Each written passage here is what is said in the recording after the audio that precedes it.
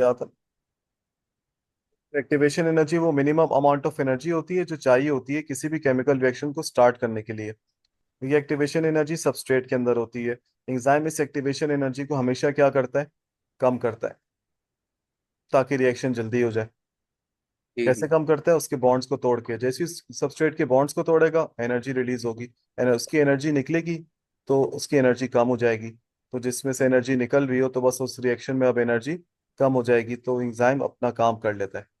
अब एक और भी चीज, ये एक टर्म होती है बेटा, याद रखना, जाइमोजिन। जाइमोजिन, जाइमोजिन उस टर्म को कहते हैं।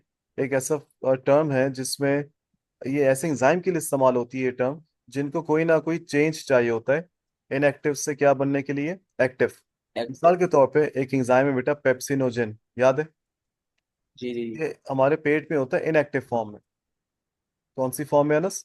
इनएक्टिव। इनएक्टिव। जैसे ही इस जब हम खाना खाते हैं तो स्टमक का एक एसिड निकलता है, HCl। ये बायोलॉजिकल चेंज है, ये चेंज है।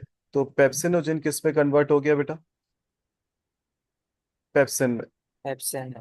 तो इनएक्टिव से क्या हो गया अनस? वो एक्टिव हो गया। एक्टिव हो गए। बायोलॉजिकल चेंज ये है। तो पेप्सिन के लिए क्या ये टर्म, या पेप्सिनोजेन के लिए क्या ये टर्म इस्तेमाल करना सही है? बिल्कुल। यानी कि सैनो। पेप्सिन के लिए ये वाला टर्म होगा, क्योंकि pepsin requires a biological change in order to become active. तो इस टर्म को कहते हैं जाइमोजेन। सही है ना? सर यानी किसी भी एक्टिव एंजाइम को नहीं, जो एक्टिव है उसको एक्टिव ज़ाइमोजिन एंजाइम कह नहीं सकते बोला, हैं। किसी भी एंजाइम को एक्टिव होने के लिए जो बायोलॉजिकल बायोलॉजिकल चेंज चाहिए होता है, तो ऐसे एंजाइम्स के लिए हम टर्म इस्तेमाल करते हैं जाइमोजेन। ठीक है। सही है। अब इसमें पेप्सिन भी आ जाएगा, इसमें ट्रिप्सिन भी आ जाएगा। ट्रिप्सिनोजेन होता है, फिर वो ट्रिप्सिन में कन्वर्ट होता है डियोडेनम में जाने के बाद। तो ये चीज होती है। कुछ अच्छे अच्छे बता देता हूँ। अब कोई एंजाइम कौन से कोफैक्टर्स होते हैं जो परमानेंटली अटैच नहीं होते, वो टेम्पररी होते हैं। तो इसका की पॉइंट क्या हो गया? वीक लिंकेज या स्ट्रॉन्ग ठीक। लिंकेज? Weak linkage. वीक। अच्छा, ये देखो, ये फिर जाइमोजेन वाला आ गया है। एंजाइम की एक्टिव फॉर्म को क्या कहते हैं? सिन बोर्ड में लिखा हुआ है, न्यू सिन बोर्ड में। Holo enzyme. अच्छा, ठीक है। कौन सा ऐसा बॉन्ड है जो कभी भी नहीं बनता जब सबस्ट्रेट एंजाइम की एक्टिव साइट पर फिट हो जाता है? ये वाला बॉन्ड कभी भी, या ये वाला इंटरेक्शन कभी भी नहीं होता।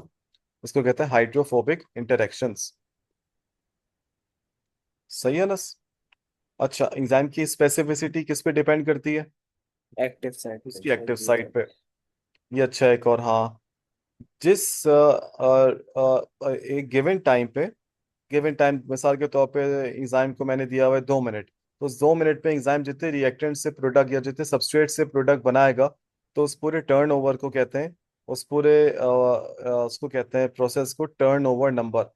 एक गिवन टाइम में, पर यूनिट टाइम में जितने सबस्ट्रेट मॉलिक्यूल किस में कन्वर्ट हो रहे हैं? प्रोडक्ट में। ठीक है। Turn over. Turnover number. Pepsin का पीएच तो छोड़ दो, पीएच तो हमें अपनी बुक से फॉलो करने। आर्जिनेस ठीक एक है। एंजाइम है, उसका पीएच दिया हुआ है 9.7। अच्छा, और क्या चीज़ है इसमें? नहीं, बस ये काफी है। ये अच्छा है कि अगर हम और सबस्ट्रेट ऐड करें किसी रिएक्ट चलते हुए रिएक्शन में, और उसका कोई इफेक्ट नहीं आ रहा है रेट ऑफ रिएक्शन पे, यानी कि कौन सा प्रोसेस हो चुका है? सेचुरेशन। कि और जितने एंजाइम्स थे उतने ही सबस्ट्रेट थे, यानी कि एंजाइम सबस्ट्रेट एक दूसरे से क्या हो चुके हैं? सेचुरेटेड। तो अब अगर आप सैचुरेटेड। मजीद सबस्ट्रेट डालते रहोगे तो रेट ऑफ रिएक्शन पे कोई असर नहीं पड़ेगा। ठीक है। तो ये इस तरह का है।